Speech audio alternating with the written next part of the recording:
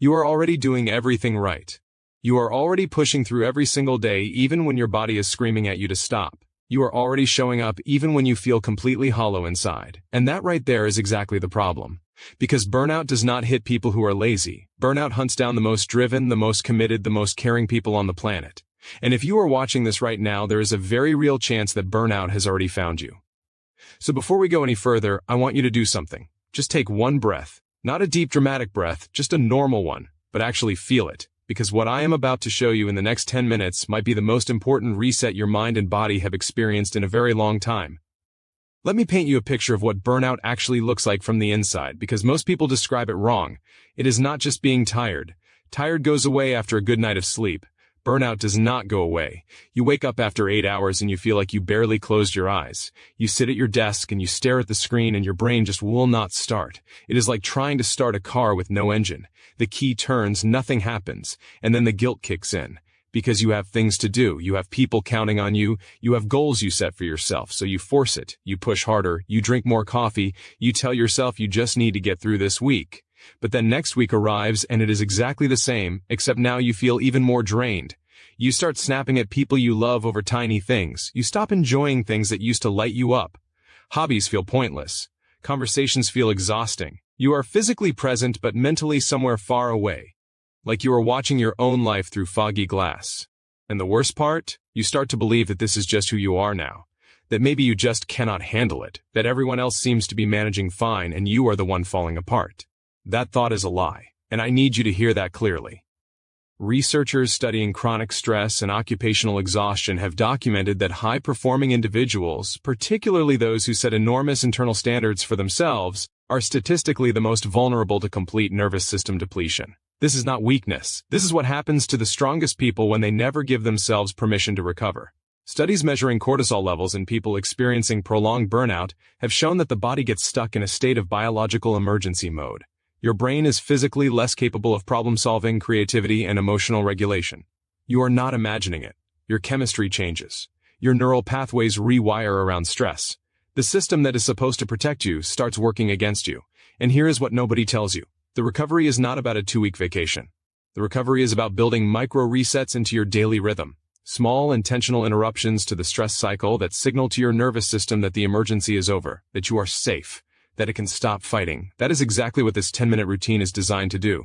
Now, a lot of people watching this right now are at very different stages. Some of you woke up this morning and just had a gut feeling that something needs to change. Some of you have been running on empty for months. And some of you have been in survival mode for so long that you have forgotten what it feels like to actually feel okay. Wherever you are, this works. The research behind nervous system regulation and breath-controlled recovery does not discriminate based on how deep you are in the hole. Whether you have been burning out for 3 weeks or 3 years, the physiological reset pathway is the same. And by the way, if you are the kind of person who is thinking right now that 10 minutes sounds too simple to make any real difference, I need you to stay with me. Because the people who dismiss small practices are almost always the people who are suffering the most. And we have seen this pattern over and over again in people who have come through to the other side of complete exhaustion. The breakthrough rarely comes from the enormous dramatic overhaul. It almost always comes from the thing that seemed almost embarrassingly small. We have a program linked down below in the video description that goes much deeper into this. But if you are not ready for that yet, completely fine. Everything you need to start today is right here. Just know that the program exists for the people who want a more structured and accelerated path out of this. Go check it out if something inside you is pulling you in that direction. That instinct is usually right. Now let us get into the actual reset. Step 1 is what we call the anchor breath. This is the single most powerful thing you can do in the first 60 seconds of your reset. Here is how it works. You breathe in through your nose for 4 counts. You hold for 4 counts. You breathe out through your mouth slowly for 8 counts. That extended exhale is critical. When your exhale is longer than your inhale, your vagus nerve receives a direct signal to shift your body out of sympathetic activation, which is the fight or flight state, and into parasympathetic recovery mode. Do this 4 times. That is roughly 90 seconds. And physiologically, your heart rate variability will begin to shift within that window. That is not motivation speak. That is measurable biology. Step 2 is environment interruption. After the breathing, you physically change something about your environment. Stand up, go to a window, step outside for 30 seconds, walk to a different room. The purpose of this is to break your brain's association between that location and the stress it has been absorbing. Your brain is constantly creating context anchors. The desk becomes a stress anchor. The inbox becomes a cortisol trigger. Breaking the physical loop, even briefly, disrupts the automated stress cascade. Step 3 is sensory grounding. Once you have changed your environment, you engage your 5 senses deliberately. What can you see right now? What can you feel against your skin? What sounds exist in this moment? What is the temperature of the air? This practice, which comes from evidence-based somatic therapy frameworks, pulls your brain back from rumination into the present moment. Burnout lives in time. It lives in the memory of everything that has already gone wrong, and the fear of everything that might still go wrong. Grounding cuts that loop at the root. Step 4 is the single priority reset. You sit down with a piece of paper, not a phone, not a laptop, a piece of paper, and you write down just one thing. Not your to-do list, not your goals, just the one thing that, if you do it today, will actually move the needle on what matters most to you. One thing. The burnout brain is buried in overwhelm. It tries to hold everything at once, and the weight of that crushes motivation before you even begin. One thing gives your brain a target. It creates clarity, and clarity creates momentum. Step 5 is the recalibration statement. This is the last piece and the one most people skip because it sounds too soft. But the data on cognitive reframing and internal narrative is overwhelming. You say out loud or write down one true thing that is going well, not a fake affirmation, not toxic positivity, one real thing. It could be tiny. It could be something like, I showed up today even though I did not want to. The brain, when flooded with cortisol, has what neuroscientists call a negativity bias amplification effect. It literally filters out positive information and amplifies threats. This final step is a manual override on that filter. It costs you 30 seconds. The neurological effect accumulates with each repetition over days and weeks. That entire routine takes 10 minutes.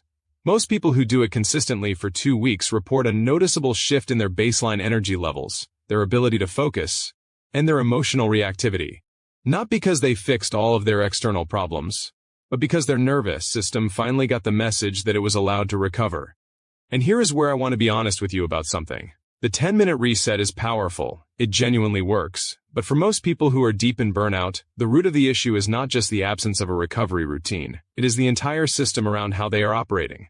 The invisible beliefs that make rest feel like failure, the identity wrapped up in productivity, the way they have structured their time and energy in a way that makes sustainable performance almost impossible, the emotional patterns that keep cycling back regardless of how many techniques they learn.